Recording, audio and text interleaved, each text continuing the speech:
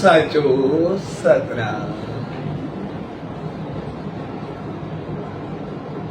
पण साहब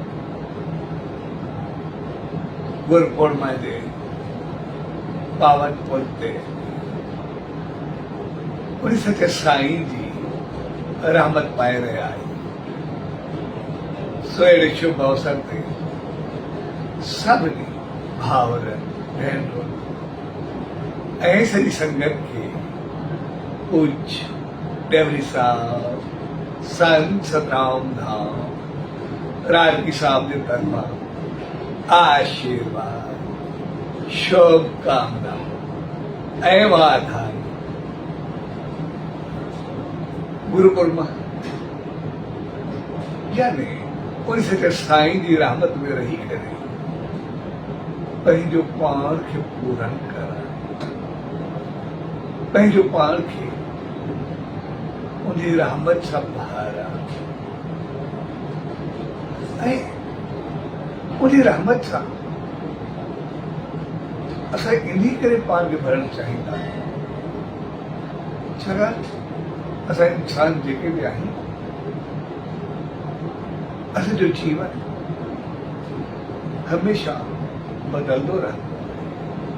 असांजी सोच, असांजा वीचार, असांजा कर्म, असांजा अमल, असांजा अंदाज़, असांजो हर एक सां हलण, अलग अलग घर परिवार कारोबार दोस्ती संगत सां सब कुछ बदलंदो रहंदो।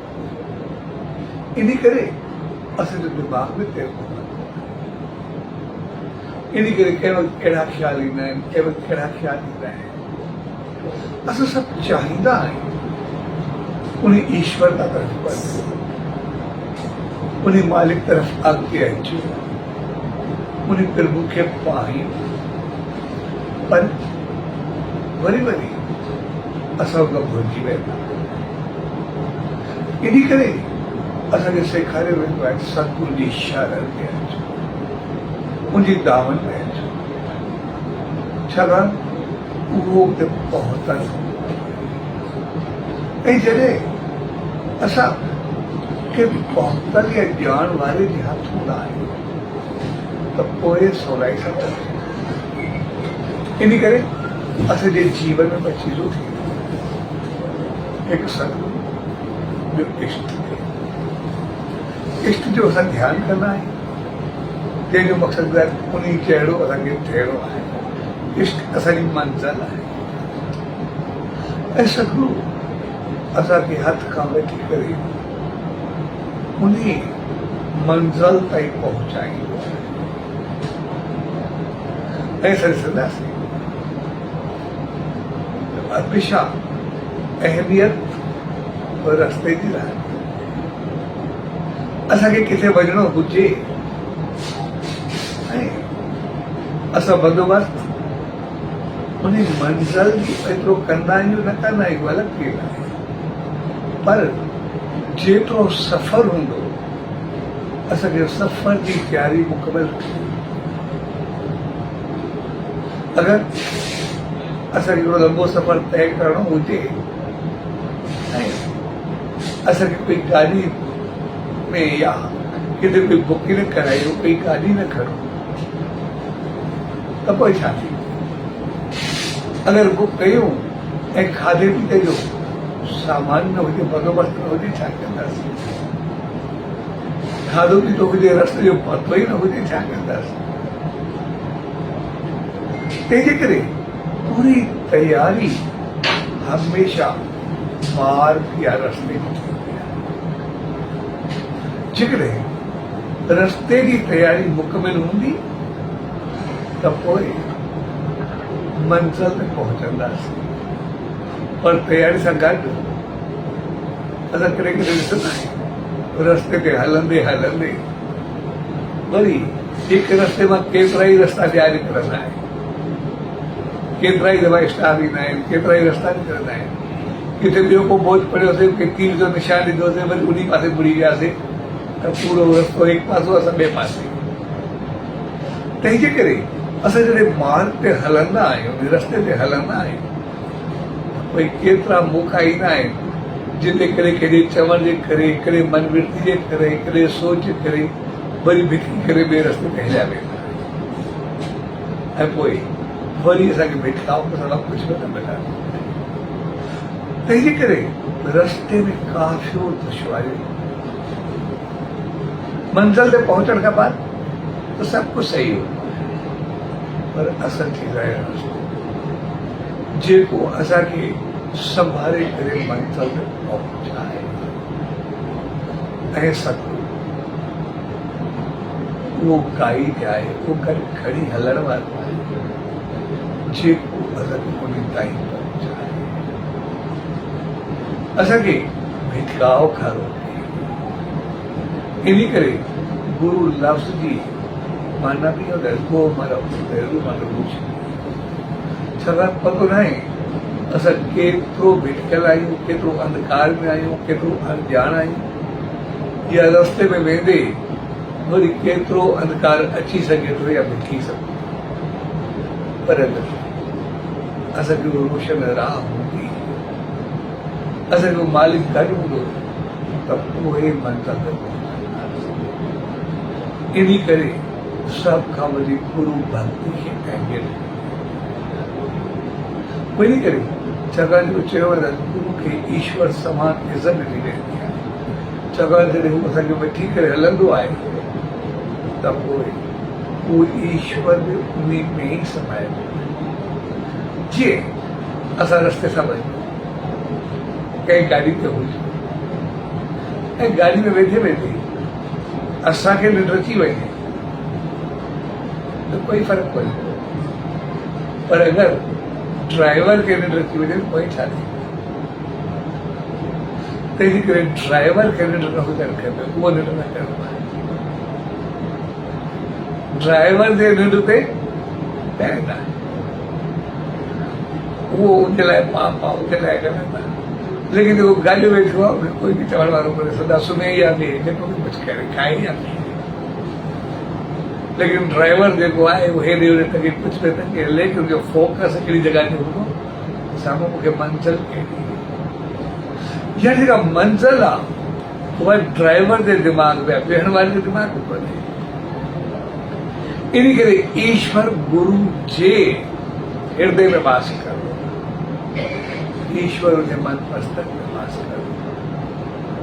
इन करे मंज़िल उन वटि हूंदी आहे, छाकाणि उनजी लिंक जुड़ियल हू उनखे गॾु खणी करे हलंदो आहे। असां गॾु हली करे असांखे पार पहुचाए चुका आहे, लेकिन उहो उनखे लिंक हूंदी आहे।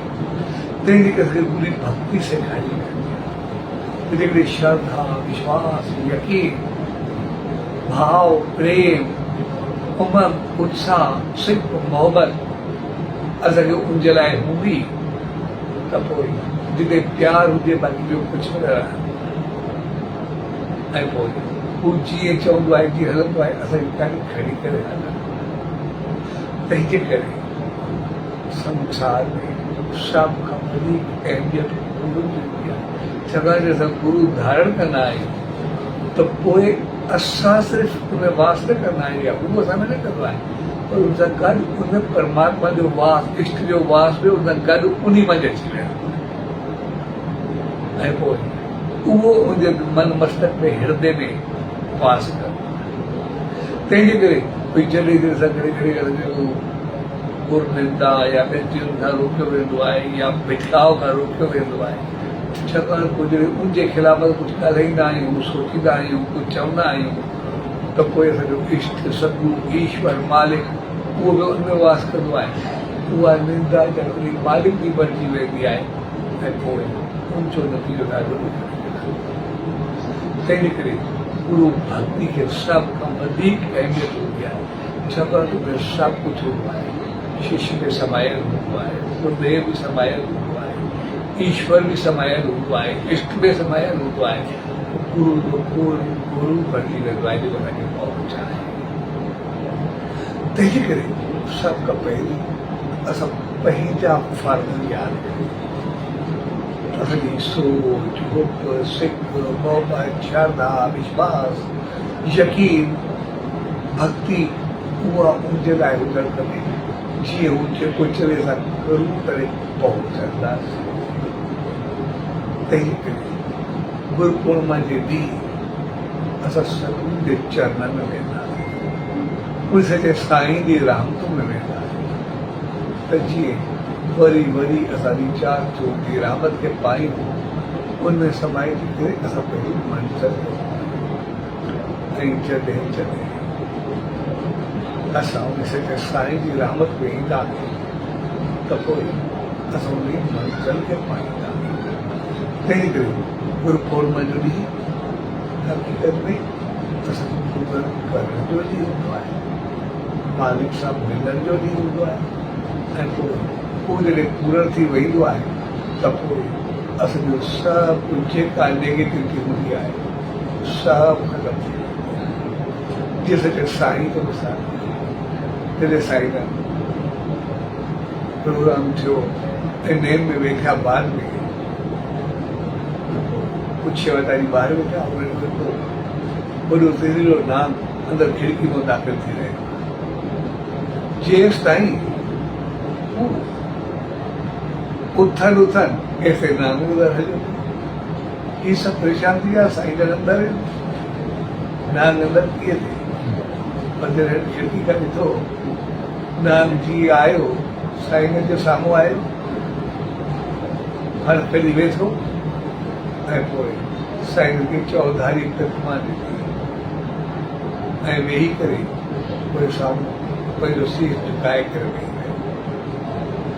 त जेसि ताईं नाम ईअं ई वेठो रहियो तेसि ताईं साईं जन वरी अखि खोली नेम उथिया ऐं उथण खां बाद पंहिंजो शीश चरणनि में रखी करे वेही रहियो ऐं साईं जन में हथ फेरियो।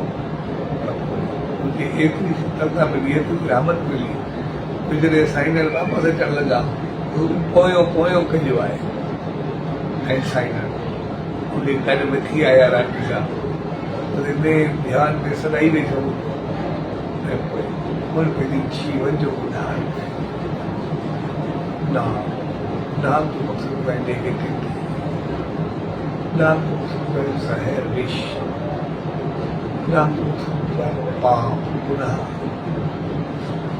त पोइ जंहिं सभु साईं जी रहमतुनि में ईंदा आहियूं, उनजे दर्शन खे पाईंदा आहियूं, उनजी आसीस खे पाईंदा आहियूं, श्रद्धा विश्वास सां ईंदा आहियूं, त पोइ हिनजो सभु पाप नेगेटिविटी जेके बि ख़राबियूं आहिनि सभु ख़तमु थी वेंदियूं आहिनि ऐं असां शुद्ध अवस्था खे पाए करे पंहिंजे जीवन जो आचरण में सचे साईं जी रहमत खे हलाए करे पंहिंजो पाण खे ऊचाई ताईं पहुचाईंदा आहियूं।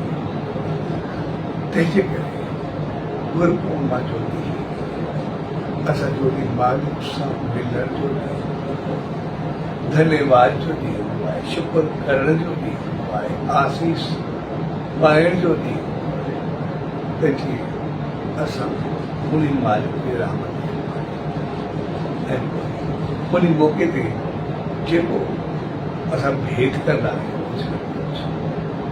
भेंट जो मक़सदु न कुझु न, असां जेको बि भेंट कयूं उनजो हक़ीक़त में असां जेको ॾींदा आहियूं उनजो मतिलबु आहे असांखे ओहिड़ो कुझु मिले ऐं जेको जंहिं वटि हूंदो उहो उहे ई ॾींदो, जेका चीज़ जंहिं वटि हूंदी उहा ई ॾींदो।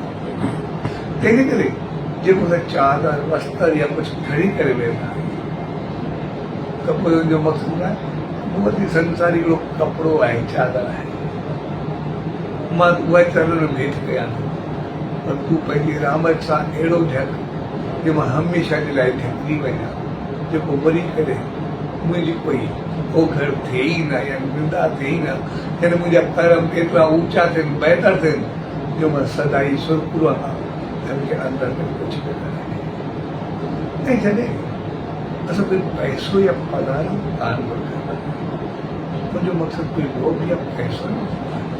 मूं वटि संसार में हिकिड़ो कुझु पैसो आहे, धन आहे, जेको अॼु आहे सुभाणे कोन्हे, पंहिंजो आहे लाइ न, हाणे ॿिए खे ॼाणे ॿूॾे ते इहो बि पतो कोन्हे। मूं वटि हिकिड़ो धन आहे जेको मां भेंट कयां थो, जेको अॼु आहे या न आहे इहो ई पतो न आहे, लेकिन जॾहिं हू रखंदो आहे त पोइ सतगुरू पंहिंजो आत्म धन, नाम राम आसीस, उहो वापसि कंदो आहे जेके पाए करे जपे करे इंसान तो कोई ऊंचाई खे पाए ईश्वरता ताईं पहुंचंदो। तंहिंजे करे जॾहिं असांखे सदगुरु खां नाम मिले, गुरु मंत्र मिले, दीक्षा मिले, तो पोइ असां शिक्षा का प्यार सां असांजो जाप कयूं, सिमरन कयूं, त उनखे पंहिंजे अंदर में एतिरो ध्यानु तो नाम प्रगति परमात्मा बने जैसे मालिक सां मिलाए करे ऐं उन नाम में हिकु अखर हुजे कुछ केतिरा बि अखर हक़ीक़त में उहो नाम सां वो पंहिंजी रहमत ऐं सूक्ष्म शक्ति में भरे छॾींदो आहे। उहो जेको अहिड़ो पंहिंजो पाण खे भरे छॾींदो आहे।